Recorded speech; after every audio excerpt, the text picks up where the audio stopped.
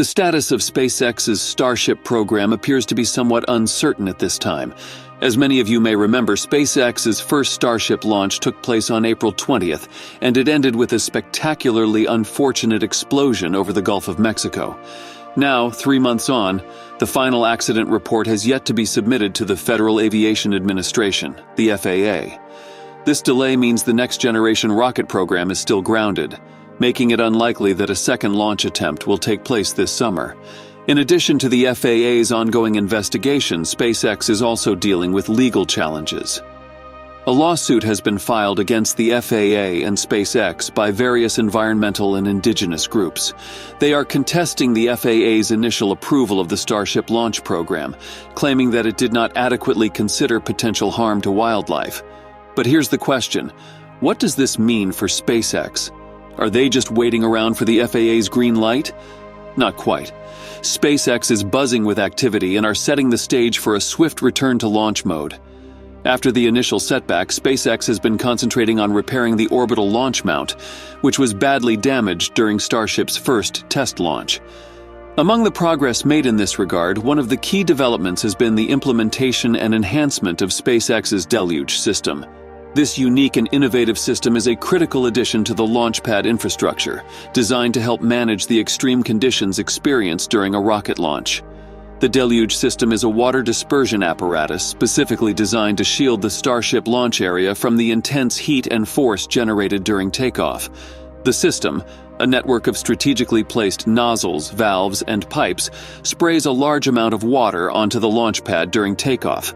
The primary purpose of this system is to cool down the temperatures generated by the engines, and to dampen the shock waves that can damage the launch mount and the Starship itself. A higher water flow density is focused directly beneath the engines, which faces the brunt of the heat and force during ignition and liftoff. This layer of water acts as a crucial heat sink, absorbing and dispersing the heat away from the launch pad and rocket. The specific volume of water used by SpaceX during these tests remains a secret. However, it's widely estimated that the company's objective is to discharge a mind-boggling 350,000 gallons of water during Starship launches. To add to this, SpaceX has also completed propellant load tests on a couple of these booster prototypes. Simply put, these are tests where the rocket boosters are filled with their fuel, in this case liquid methane and liquid oxygen, to ensure that everything is working as it should. Images of these frosted-over stainless steel boosters were shared on Twitter, signaling that they are ready and waiting for the next phase. At the same time, SpaceX's Ship 28 underwent cryo-loading. Cryogenic fuels are used for rocket propulsion, and their loading represents a significant milestone in the preparations for a launch. Ship 28 was constructed in March and April of 2023, following the destruction of Ship 26. Ship 28 introduces a new and unique method for assembling or stacking the rocket. Instead of combining two halves of the rocket, which was the previous practice, the new method begins at the top or the nose cone of the spaceship and progresses downwards. Keeping the crane connected to the spaceship's nose cone during the whole assembly process offers notable advantages. One significant benefit is that it eliminates the need for welding robots to work at great heights, as was required with the earlier method. Now, all welding, which is a process of firmly connecting metal pieces, can be conducted at ground level. Successful tests and operation of this new Deluge system is not just critical for the technical success of future Starship launches, but also carries regulatory significance. These tests play a vital role in convincing the FAA that the launch mount and surrounding infrastructure are now better equipped to withstand the rigors of a Starship launch.